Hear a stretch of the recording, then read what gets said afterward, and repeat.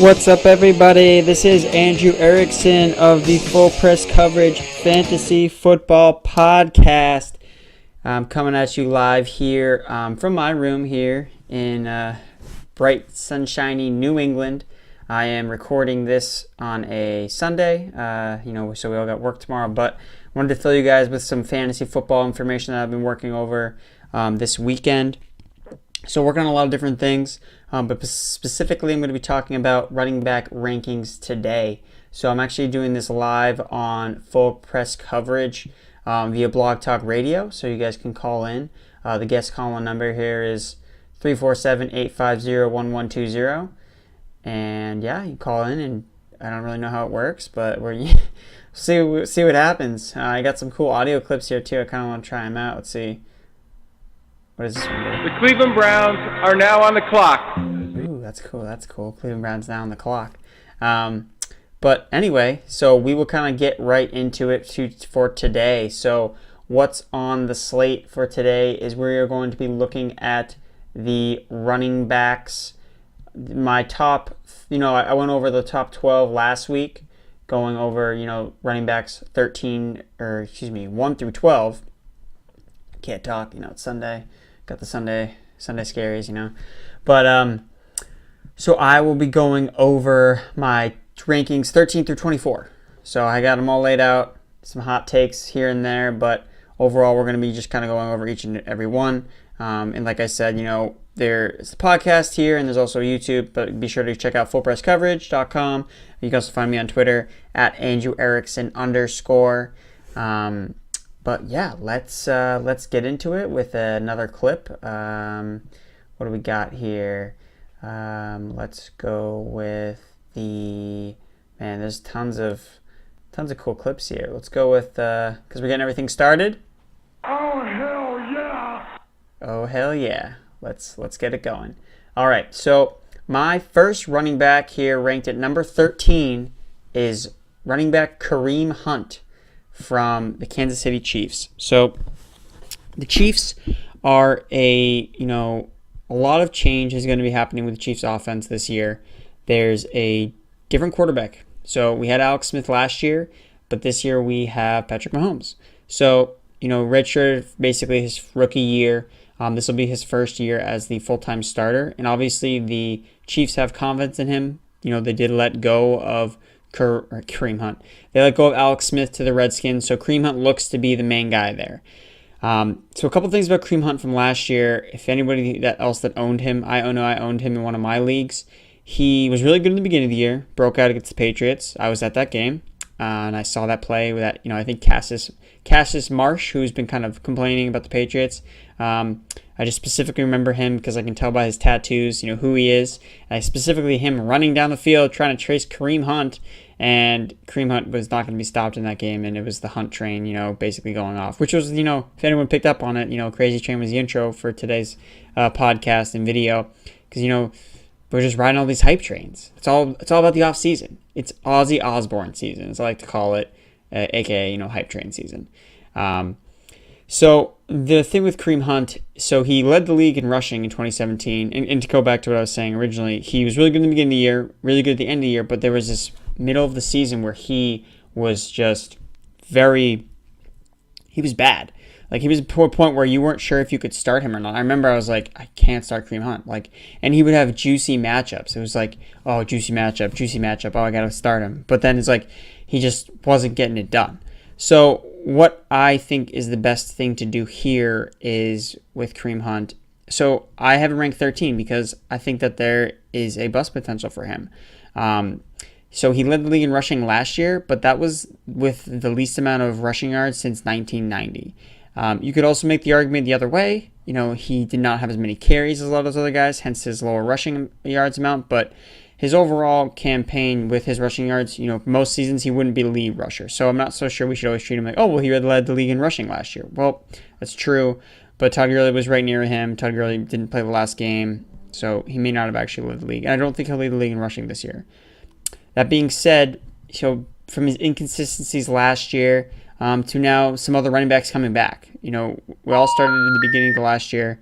Spencer Ware was the main guy that we were most concerned about, or, we were targeting, and then he basically got hurt and Kareem Hunt became the guy. And there was really nobody else to take touches away from him.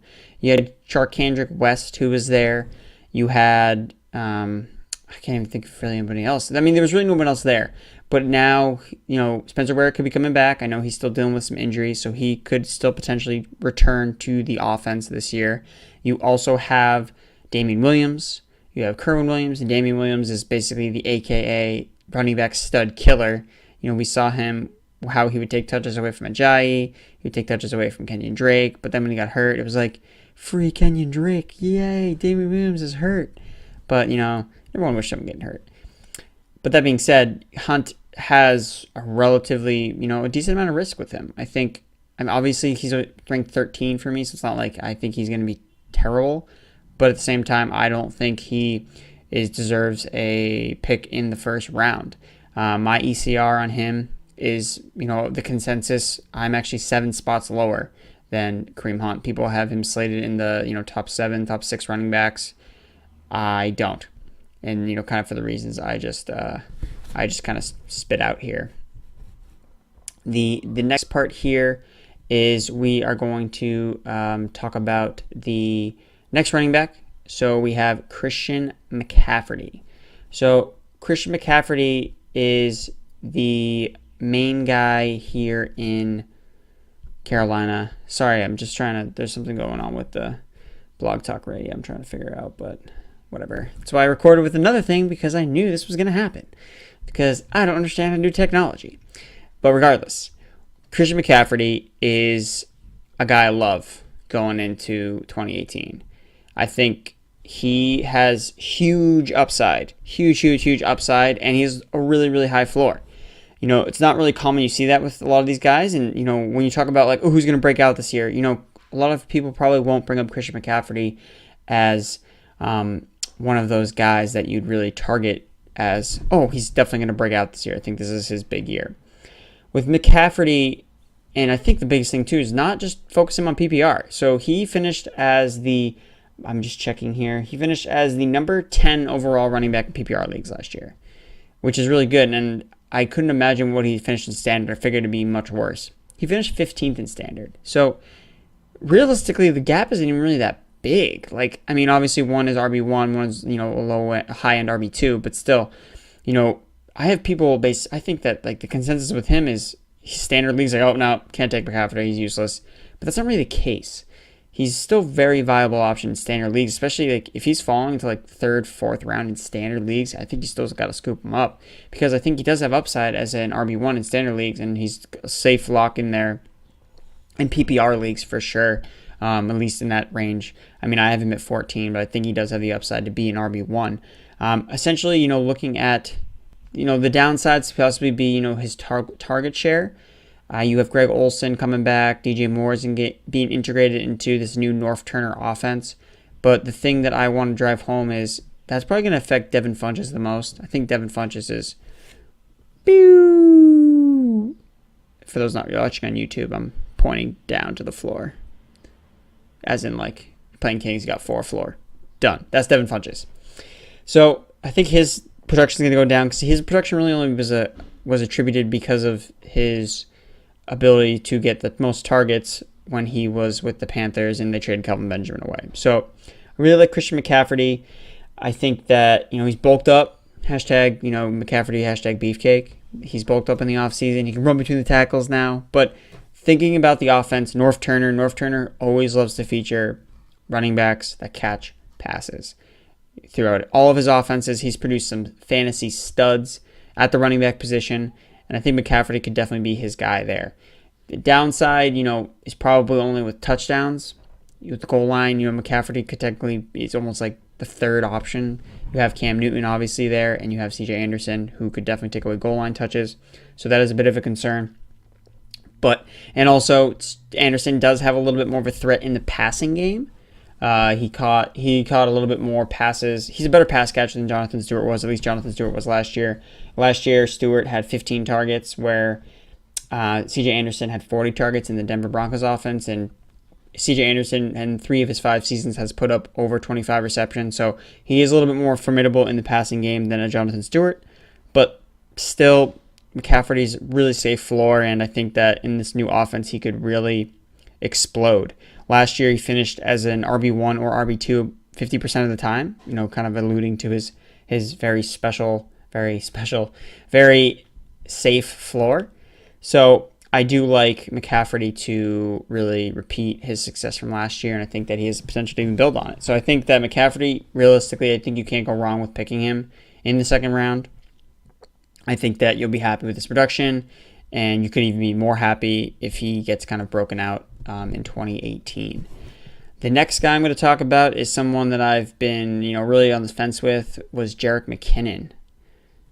Check out those new 49ers uniforms. Those are fresh. They're really trying to bring it back to when they were good. So we'll see if it works. But Jerick McKinnon is the running back I was, questioning a lot. I have him ranked as 15, and I was trying to find some reasons. Everyone was, on the hype train with Christian McCaffrey. Jerick McKinnon, I'm going to the 49ers, great landing spot. And realistically, it is a great landing spot. I really struggled to find things that were wrong with him that I was I think it's going to work out for him, really. It's going to work because he is going to get the volume. There's really no one there to compete with him. Matt Breida is just kind of a guy. I like him as a stash in deeper leagues. If for some reason McKinnon doesn't work out, I could see Breida kind of rolling into that area. So Breida's a guy to target, I think, later in drafts as just a high upside. Hey, if McKinnon doesn't work out, here's another guy that could be featured in the offense. So especially a dynasty league. But with McKinnon, the Shanahan offense just makes running backs really freaking good. You've seen it from Devontae Freeman. You've seen Tevin Coleman, all those guys. They just produce at a super high level. Even Carlos Hyde last year, even though Carlos Hyde could have been so much better too, if he had just was better at catching passes. He led the league in drop passes. Carlos Hyde did, and he could have just been so much better if he had the right tools for the Shanahan system. And so they got rid of Hyde. And they bring in McKinnon in. So I like McKinnon to really, flourish in the Shanahan offense. A couple other reasons to point out. He has a front-loaded contract, so if for some reason he doesn't work out, the 49ers can get rid of him basically for not much of a cap hit next year. So I really think he's going to get the keys to the engine. He's going to get everything that he needs to get going. And if it doesn't work, then they'll just get rid of him. But for now, it's definitely going to be his in the beginning for sure, and they're going to give him every opportunity to be successful. The other thing here for Jerick McKinnon, so actually is a tweet from one of my pals in the fantasy community at Debro_FFB, my boy, from the 24, I think it's the 24/7 fantasy football channel. There's so many of them, but his Twitter handle, basically, he reached out to me about Jerick McKinnon and basically kind of gave me this stat. So, over the past 3 years in the Kyle Shanahan's offense, the top 2 running backs have combined to average 112 targets per year, with the starting running back handling 74%, 82 of the targets. He also tweeted at me, or in a direct message, also mentioned that any running backs that received over 80 targets, it was either 70 or 80 targets. In 2017, there were 7 running backs that had that. They all finished as RB1s. So McKinnon's definitely going to be used in the passing game. He's definitely going to probably see at least 70 to 80 targets. I can't imagine that he doesn't, just based on what we've seen in the Shanahan offense and based on McKinnon's ability as a pass catcher. Really, the only downside to him is if he just can't handle the workload. He hasn't necessarily been a 3-down back before, and that's not necessarily fair. He can't do it because he's never done it. It's he's never had the chance. So there is always an opportunity there that he could maybe not, fill up the whole workload, but, if he's good for 8 weeks, then hey, you got him for the first 8 weeks of the season. So I do really like Jerick McKinnon in his role with the 49ers offense, which is why I have him at 15. I think he's definitely a lock for a top 15 running back, so I have him there. My next guy here, number 16, is Alex Collins. So Alex Collins in 2017 finished as an RB1 33% of the time. So it's pretty good for a guy that was cut by the Seahawks, and the Seahawks can't run the ball at all, and he played on the Ravens offense that is run by Joe Flacco. So, that's the thing that I was first concerned about was, the Ravens offense is kind of underwhelming. And unless Lamar Jackson takes over, it's like, I can't deal with Joe Flacco. But, Alex Collins was really good in the offense even last year. And their offense was not really that efficient as a whole last year. He was basically one of the most efficient parts of the offense in moving the football down the field and being a, pretty consistent RB1, 33% of the time. So, the really big thing with him is, and they didn't invest in a running back in the draft. So the biggest thing with him is just Kenneth Dixon is there. They were really high on Kenneth Dixon, the Ravens were. So it's really about holding off Kenneth Dixon, and if he can beat Kenneth Dixon out in the offseason, during OTAs, show that he can do more, not fumble the ball. But besides that, there's really not much else. He can catch passes out of the backfield. He may not be as great as a pass catcher as Kenneth Dixon, and I know Javorius Buck Allen is also kind of there, but he still can do enough, and he doesn't give away that cadence necessarily that, Alex Collins is in the game, it's going to be running play. I don't see him as that type of running back. He can do a little bit more than that. He can catch passes, but Buck Allen and Kenneth Dixon are there. I think that those two might actually end up kind of neutraling each other out, but I think Kenneth Dixon is worth a stash later in drafts. Just in case, hey, he may beat out Alex Collins gets hurt. I think that Kenneth Dixon is the next guy in line. So I think that he's a guy that you can kind of look for in later in your drafts. But he's going like the 15th round. But I like Alex Collins. He ran great. Honestly, he reminded me of Marshawn Lynch. Just like look at this picture. He's got the, the dreadlocks. He's got the visor. He's just like mini beast mode out there. And he's playing the Seahawks. So he's wearing the black, just like, Marshawn Lynch is now in Oakland. So I do like Alex Collins. I actually tweeted out a poll from looking at some of these running backs in this kind of tier. And basically, I look at all these running backs and I kind of throw up a little bit in my mouth. So my poll was between Alex Collins, Derrick Henry, Kenyon Drake, and the last guy, Derrick Henry, Kenyon Drake, Alex Collins, and Jay Ajayi. So, and Alex Collins, my roommate actually said that he liked Alex Collins the best. Another guy on Twitter, Kyle Richardson, also said he liked Alex Collins best. And I think that I agree with them.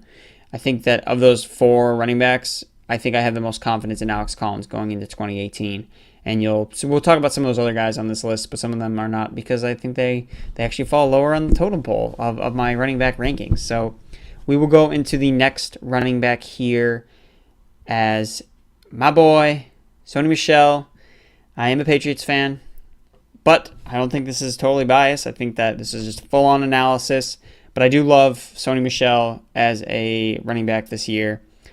I wrote a big article on Sony Michel for gridironexperts.com, another website that I write for, so you can also go to that website, check out fullpresscoverage.com, check out gridironexperts.com. So essentially, I think that with Sony Michel, a couple reasons why I really think he's going to succeed. So one, they're going to use him. The Patriots invested high draft capital in Sony Michel. They don't ever take running backs in the first round, ever. They just get like some guy off the street and they turn him into a Pro Bowl running back. Now they actually have a Pro Bowl running back that they can turn into like an All-Pro running back. I really love the fit. The Patriots just put players in places that they can succeed in. Michel will succeed when he's on the field, whether he's pass protecting, whether he's catching passes, whether he's running between the tackles. He can do all those different things. And another thing to point out is he's explosive, very explosive player. He had the most runs over 15 yards at the collegiate level last year, out of any of the running backs. So you can know he's an explosive guy. And the Patriots just lost a very explosive player in Brandon Cooks. So not only are they adding a running back to their offense, they're adding an explosive playmaker. A lot of times, running backs are kind of seen as not just running backs. They do a lot of different things. They catch passes, they're blocking, they're running routes. They're the most kind of dynamic players on the field in terms of, what they are responsible for doing. And Sony Michel really checks off all the boxes. He's, like I mentioned, his pass protection. He's going to get on the field. Like, he's not going to be a liability to protect Brady. So I just like him as a better version of Dion Lewis, an upgraded version, doing a lot of the similar things that Dion Lewis can do, except he's bigger. And he can, plow guys over. Dion Lewis is more of an elusive running back, which I'll also get into. But with Sony Michel, he is just part of, that Patriots offense that puts up points. Having a fantasy player on your team that's from the Patriots is really never a bad option. There's always if any team's going to put up 30 points that week, the Patriots have a good as shot as any other team. And if he's on the field, there's a good chance that he could score a touchdown. So I really like Sony Michel.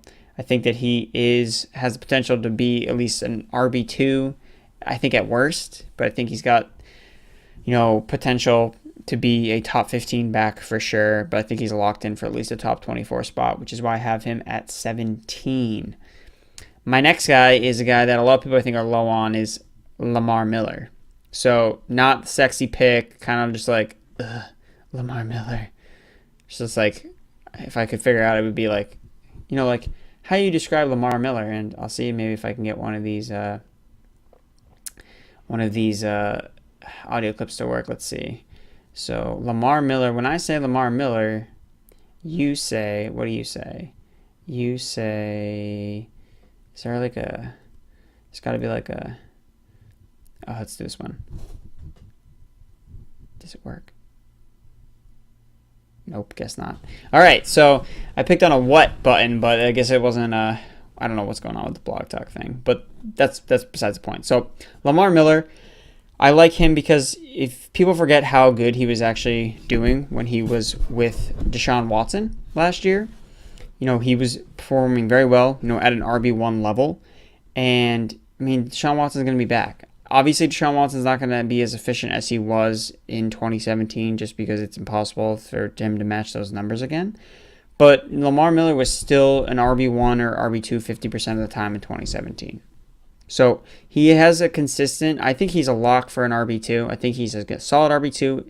And I don't think there's no competition for him. He's going to get all the volume. D'Onta Foreman is dealing with an Achilles injury that a lot of players have a lot of trouble coming back from, and I do not anticipate him really, being back to full form and pushing Lamar Miller to be, the guy.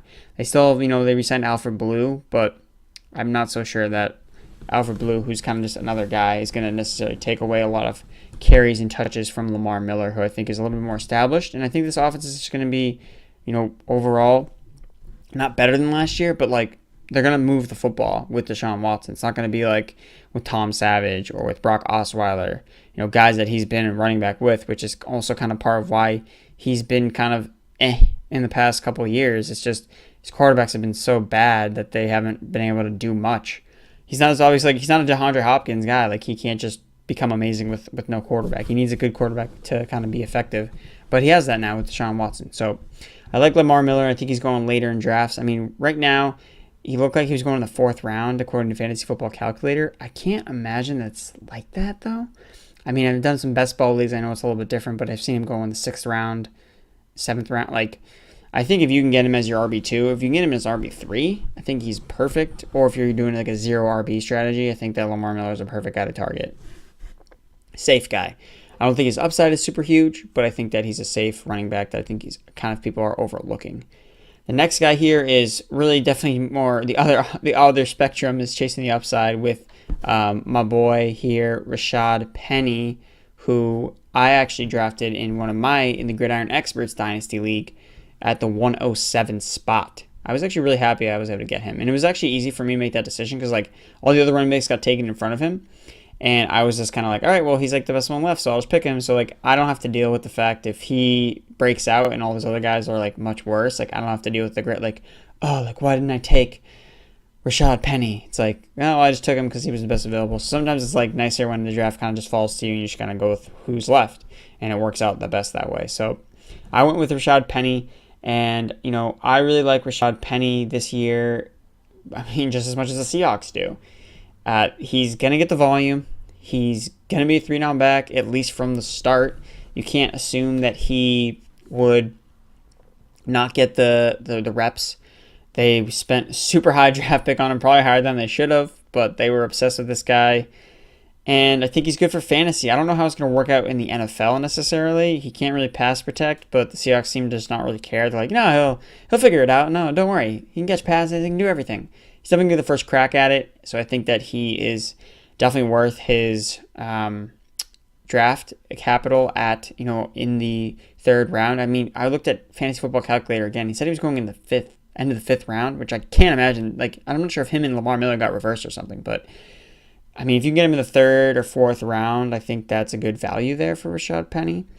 I think that he, targeting these rookie running backs, these guys are the ones that hit. And I always recommend, try to get one or two rookie running backs in your drafts. I think that you may get lucky and one of them hits, but like if those guys hit, they have top 5 potential, top 10. And those are the teams that win, or the teams with the rookie running backs that really explode because they so much outperform their draft value.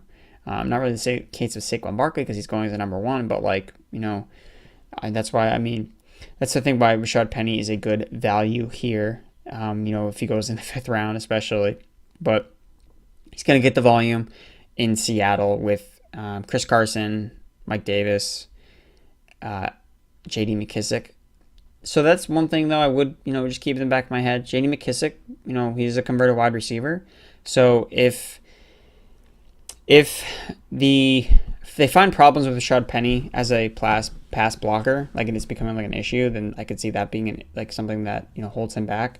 Or if McKissick, he's a guy that's pretty good catching passes. I mean, he was a wide receiver, so there is a guy that could possibly take some touches away from Rashad Penny. But like I said, Rashad Penny's going to get first crack at everything, so he's definitely worth his spot here, I think, at number 19, running back 19 for me. Next guy here is Jordan Howard at number 20. So Jordan Howard, I am not crazy about this year.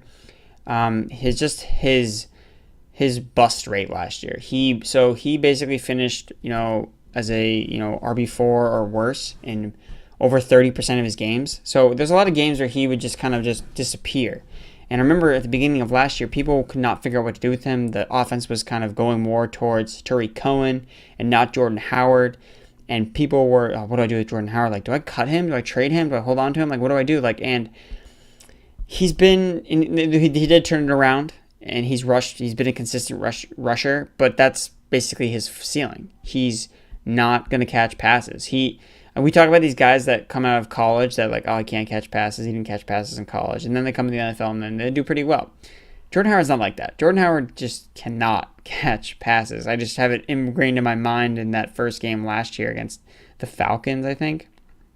The Falcons the Bears should have won that game. And Jordan Howard just drops a blatant touchdown. Just wide open, drops it because he just can't catch. And it's worrisome for me because of, if you look at all these top backs, that's the one thing they all have in common. They can all catch passes. That's such a huge part of fantasy with the running backs is having that dual threat ability, and Jordan Howard doesn't have it. So that just makes me worried about his upside. However, as a runner, he is very, very good. He's going to get games where he's going to have 25 carries. He's going to have maybe even 30 carries. Coach Nagy's kind of even come out and said he's going to be just kind of scripted, a game script kind of guy. But the thing that worries me is, you look at their division, the Packers, Vikings, Lions. I'm going to say all those teams have better offenses than the Bears do. So if they're going to be down in those games, it's not going to be the Jordan Howard show. It's going to be Tarik Cohen in the game. So unless the Bears can get up big on teams, which I know people are expecting their offense to be improved, I'm not super crazy about Jordan Howard. And then the other part here is where he's going. He's going in the beginning of the 2nd round. I just think that that's too high for a running back that is capped at his ability to catch passes. I would much rather have a pass catching back that I can get later in the draft. But that's just, really the essence of how I kind of feel about Jordan Howard. The next guy I want to talk about is another rookie running back, Derrius Guice. And let me bring him up here. Run Angry. So I wrote a profile on Derrius Guice, so I did watch some of his film in this offseason, and he does run angry indeed. He runs like the ice cream or the frosty machine is broken at McDonald's. He's pissed when he runs, and I can be very excited to see him play the Eagles, which is the team that's kind of been noted as that team that basically said he was late to the meetings and he freaked out in the interview. So I can only imagine what type of motivation he's going to run with when he faces the Eagles this season. So that's going to be a game, keep in your mind. DFS, Derrius, Guice, Eagles. I'm not sure what week it is, but if you may win money on that, shout out to @Erickson _ on Twitter. Shout me out, Derrius Guice. Start him in DFS against the Eagles. Don't forget it. But Guice is going to be, he's definitely by far the most talented running back on that team as of right now. Rob Kelly, Samaje Perine had their chances, and they blew it. Guice is the guy for the first, second downs. And it's going to be, I think, a little frustrating in the beginning for him because of Chris Thompson there as third down back. And I think that you need to be patient with Guice. I don't think it's going to be week one he's going to explode. I think it's going to take a little bit of time and for him to get better at catching passes and for Alex Smith to develop better chemistry with him. Because I can see Alex Smith just totally gelling with Chris Thompson. They just seem like boys that they would just gel together. Pass catching running back. I'm Alex Smith, check down king, even though he led the league in deep attempts or deep passing efficiency last year, which was crazy in his outlier year for sure. So, and that's the other thing. Alex Smith has really done really well with running backs in fantasy. So he's a guy that you want to. Oh my God, I sound like Chris Collinsworth. Here's a guy. Alex Smith has really done really well with fantasy running backs. Jamal Charles as an example. Guy Spencer Ware, Kareem Hunt. Guys that have always done really well in fantasy, and it's been not necessarily because of Alex Smith, but Alex Smith is part of the offense, and because of his skill set, he's mobile. I think that he actually really helps feed into a productive fantasy running back. So I like Guice here at number 21. Next guy here is Dion Lewis. So I forgive for not updating to a Titans picture. The only one I could find was him and Derrick Henry, where it basically looks like Derrick Henry is about to eat Dion Lewis for his mid-morning snack, where the sizes of them are literally crazy. So Dion Lewis, I really like going into this year. I wasn't really sure at first. I was kind of avoiding this backfield altogether with Dion Lewis and Derrick Henry. I had Derrick Henry ranked a little bit higher. I'm actually have Derrick Henry ranked at 24, which I will get into. But right now, Dion Lewis is the notable topic here at 22. I just think that Dion Lewis will get more work than I think that most people are anticipating. I think that he showed in 2017 with the Patriots that he can handle 3 downs. He was an in-between-the-tackle runner. He was able to catch passes. He was able to be productive at the goal line. He showed that he can do more than Derrick Henry can. Derrick Henry does not catch passes. I'm sorry, it's not a thing. And somebody tweeted a picture of him catching a pass at Alabama. And even though I tweeted, hey, he has not shown that he can catch passes at the NFL level. And then they tweeted back at me an image of him catching a screen pass at Alabama, aka not in the NFL. So I just literally copied and pasted my own tweet in there, quoted it, be like, at the NFL. He has not shown that he can catch passes at the NFL, Derrick Henry. Dion Lewis can catch passes. Dion Lewis is the most elusive running back statted out by Pro Football Focus since 2006. He can make plays. He is an elusive runner. He makes guys miss. He's a good running back. And I think that he's going to flourish in the Matt LaFleur system that follows the same tree as Kyle Shanahan. Sean McVay. Matt LaFleur was the offensive coordinator of the Los Angeles Rams last year. I can't imagine how much he really did because it was McVay calling all the plays, but he's still in the room. And if you look at Todd Gurley was huge in the passing game. Huge in the passing game with the LA last year. Is that going to be Derrick Henry this year? Probably not. If anything, it's going to be Dion Lewis. So I say buy Dion Lewis at his price so much later than Derrick Henry. You get him at the 6th round. Derrick Henry's going in the 2nd round. That's nuts.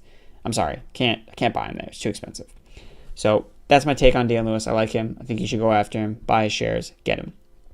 Another guy I talked about already. We're moving quickly here. Last 23, Tarik Cohen. So I'd mentioned Jordan Howard before. Jordan Howard's ranked a little bit higher than Tarik Cohen, just based on kind of where they're drafting. But I think that Tarik Cohen, best ball notification. Tarik Cohen is going to get work. They're going to involve him in the offense. Matt Nagy's been pretty creative with his offensive weapons, aka like a Tyreek Hill. Not to say that Tarik Cohen could be in that Tyreek Hill role, but there's a chance. He's a gadget player. He's got speed. He's got he's an excellent pass catcher. He can works on special teams. I just think that they're going to find ways to get him the ball. So I really like Tarik Cohen at his value. I actually have him. I think he's going to finish as a top 24 running back. I don't think there's any reason why in a PPR league, in an upcoming offense that should be better, he should be able to finish in that spot. And especially if the the Bears find themselves trying to keep up with other teams, it's going to be Tarik Cohen in the game, not Jordan Howard. So I really like that aspect of Tarik Cohen's game. And if he's a better value, you get him in the 8th round. And honestly, it would literally not surprise me unless it's just with the touchdown. Jordan Howard obviously has more touchdown potential. If they're around the same touchdowns, if 6 and 6, something like that, then Tarik Cohen would definitely outscore Jordan Howard. But I like Tarik Cohen just as a big play guy, his ability, 8th round, solid guy. And then lastly, wrapping it up with Derrick Henry. Derrick Henry, I already talked about a little bit already. He's just limited. He's not as well-rounded as Dion Lewis is. And as weird as that sounds, and he's like 6'5" and 250 and he's huge, we have to stop living in this world where we all just want Derrick Henry to be good. We all see these Alabama running backs come out of the draft, and they're all like, oh, so big. He's so good at Alabama. Like, we want him to be so productive. And I know like that. I drafted him in a dynasty league in the 3rd round last year because I thought he was going to be good. And he was sitting behind DeMarco Murray again.